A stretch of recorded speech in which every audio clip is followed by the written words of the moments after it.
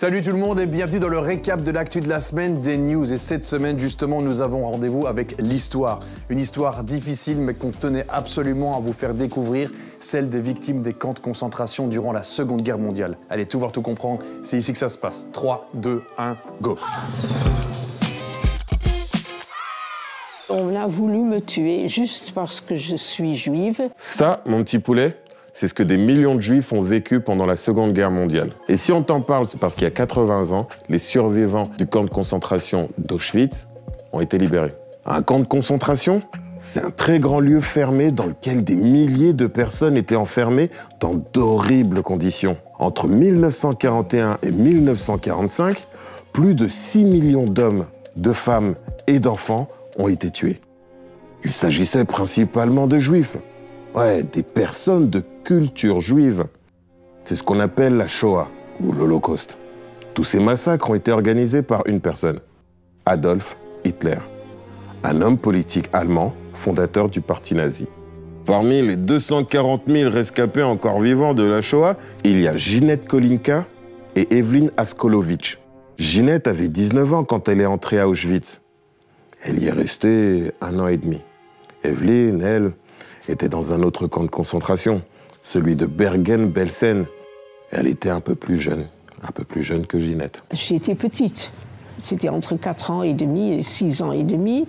Et j'avais peut-être une faculté de, quand c'était trop compliqué et trop dur, de me mettre dans une bulle et de ne plus être là.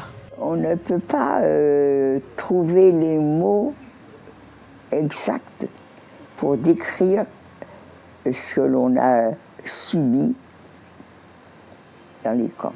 Dans ces camps, mes petits poulets, il faut savoir qu'elles devaient travailler dur et qu'en plus de ça, elles étaient maltraitées et torturées par les capos. Ouais, les capos, les surveillants des camps qui obéissaient aux ordres des nazis. Vous avez mal fait votre travail, ils commencent à tabasser la personne qui est victime et tant qu'elle n'est pas par terre, ensanglantée, et même ensanglantés, les capots continuaient à les frapper à coups de bottes. Ils ont tous des espèces de bâtons.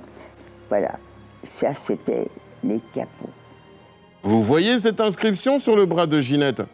C'est pas un tatouage pour être stylé, mes petits poulets, mais un numéro d'identification. Les hommes et les femmes du camp d'Auschwitz portaient un numéro gravé sur la peau, comme celui-là. C'est donc pour que personne n'oublie ce qui s'est passé dans les camps de concentration que Ginette et Evelyn témoignent. J'avais rien fait. J'avais tué personne, je n'étais pas en guerre, mes parents non plus.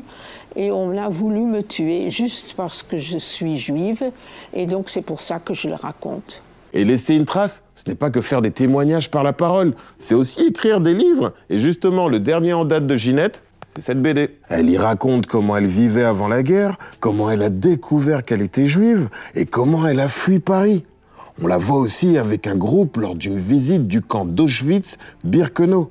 Aujourd'hui, mon petit poulet, certains camps de concentration sont ouverts au public. J'essaye de croire que tous ceux qui m'écoutent deviendront des passeurs de mémoire et que les gens réfléchiront avant de dire « Oh, encore un noir. Oh, encore un juif. » 2 enfants sont à la base d'un rebondissement dans l'enquête des tueurs du Brabant. Oui, 2 enfants, 2 frères de 9 et 7 ans. Petit récap.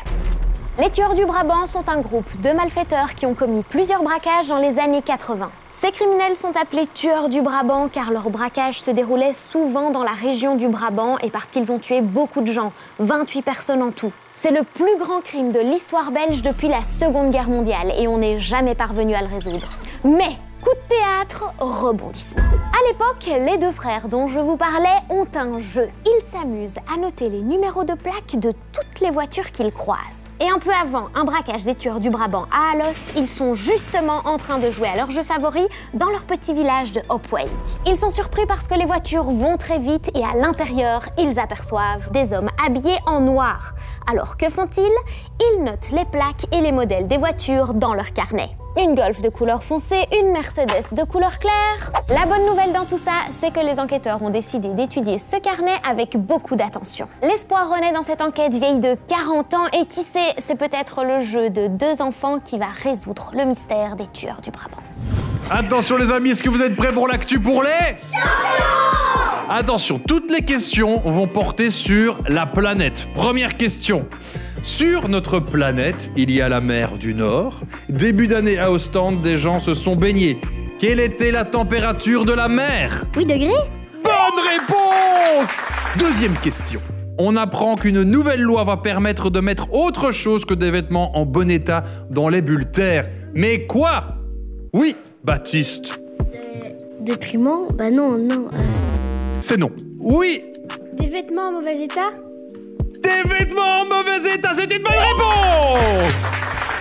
Sur Terre, il y a le pôle Sud et la glaciologue Lisa Ardouin et son équipe viennent de retirer une carotte de glace vieille de plus d'1 million d'années.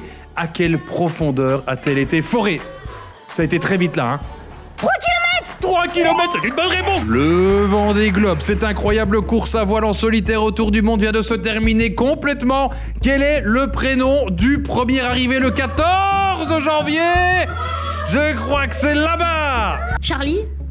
Il l'a trouvé! En ce moment, le plus grand rassemblement humain sur Terre se déroule en Inde. 400 millions d'hindous font un pèlerinage pour se purifier. Mais dans quoi est-ce qu'ils se purifient? Un fleuve! Un fleuve! Une pratique bonne pour la Terre. Réutiliser des vêtements de seconde main pour les transformer en nouvelles pièces de mode. Comment s'appelle cette pratique? Je pense que ça vient de chez toi, hein? Terre!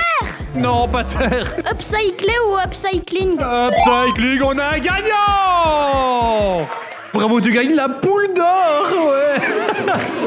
Un petit mot. Trop bien. Bye bye.